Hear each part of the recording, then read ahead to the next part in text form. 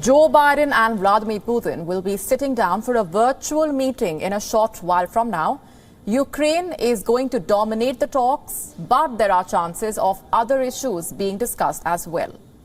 President Biden is expected to encourage diplomatic de-escalation over the Ukraine conflict, but the White House remains skeptical about diplomatic compliance from the Russian side.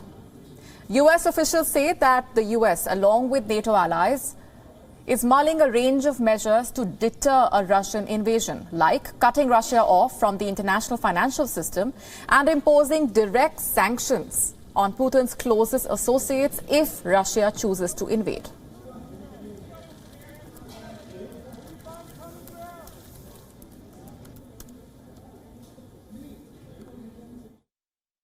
I think that it's not about threats. It's about conveying that the right path forward here is through diplomacy.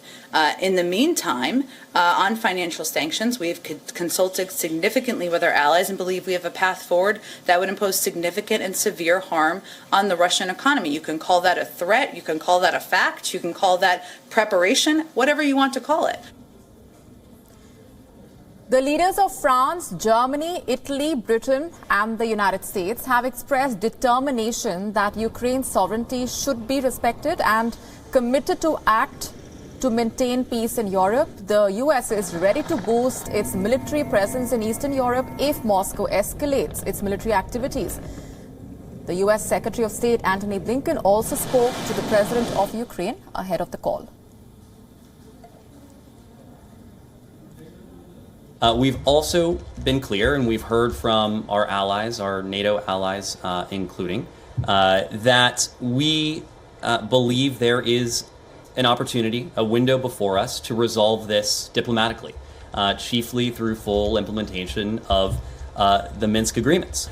Specifically, should Russia follow this path of confrontation and military action, we have made clear to Moscow that we will respond resolutely. Including with a range of what we have called high-impact economic measures that we've refrained from using in the past. And it's that last clause. Declassified assessment disclosed suggested that Russia may have as many as 175,000 troops on the border by January, and the officials fear that Putin could try a three-sided invasion of the country. Experts weighing in on the possible outcomes of the talks say that they do not expect any big breakthroughs.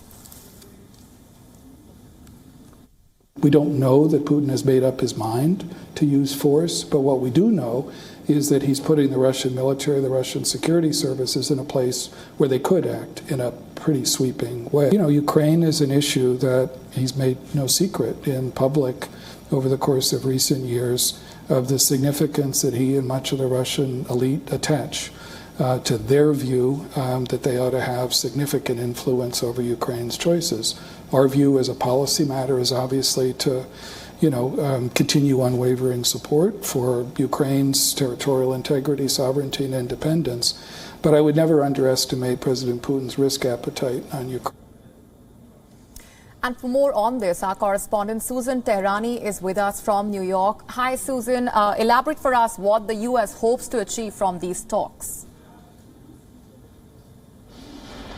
So the most important thing is for President Biden to be able to convince Vladimir Putin that the options he's putting on the table is going to be risky enough to convince Vladimir Putin to not invade or have some sort of aggressive move against Ukraine. That's going to be the main challenge.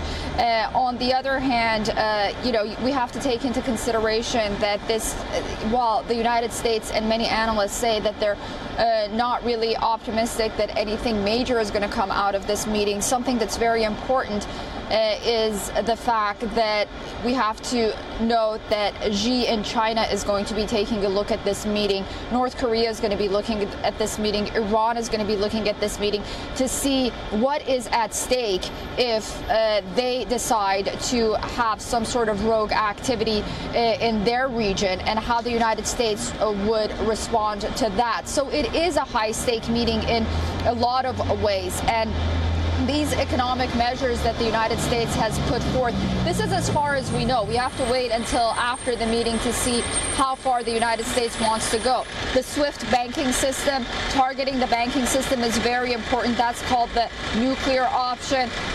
But also, you know, Russia really wants to see a rift between the European Union and the United States. If Biden is able to really hammer in and make clear that the European Union, NATO member states, the United States leading it, is on the same page militarily when it comes to defending Ukraine, I think it'll have really the upper hand in these negotiations.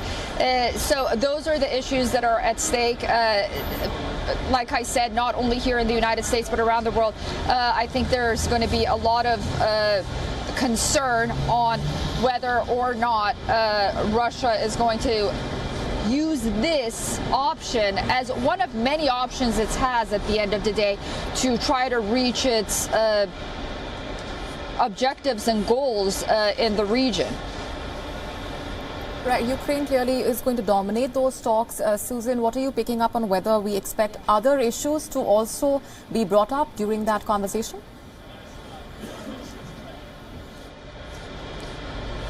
The issue of cybersecurity is always on the table. Syria is expected to be on the table as well. The Iran nuclear issue is expected to come up as well as dissident prisoners, political prisoners on each side as well. Remember, both sides are permanent members of the United Nations Security Council. There won't be any shortage of issues to talk about relating those issues as well, but definitely Ukraine will dominate the talks, and also the issue of providing arms and security to the Ukrainian government on the part of the United States and NATO is also going to dominate the talks. That's something that Russian President Vladimir Putin is really going into these talks and hoping to get some sort of quote-unquote guarantee from President Biden. Very pessimistic on the U.S. side that he will get that guarantee. Susan Teherani getting us those updates from New York. Thanks very much. For now, coming back to you as and when we have further updates. Meanwhile, our correspondent Stuart Smith sent us this report on how Moscow is viewing these talks.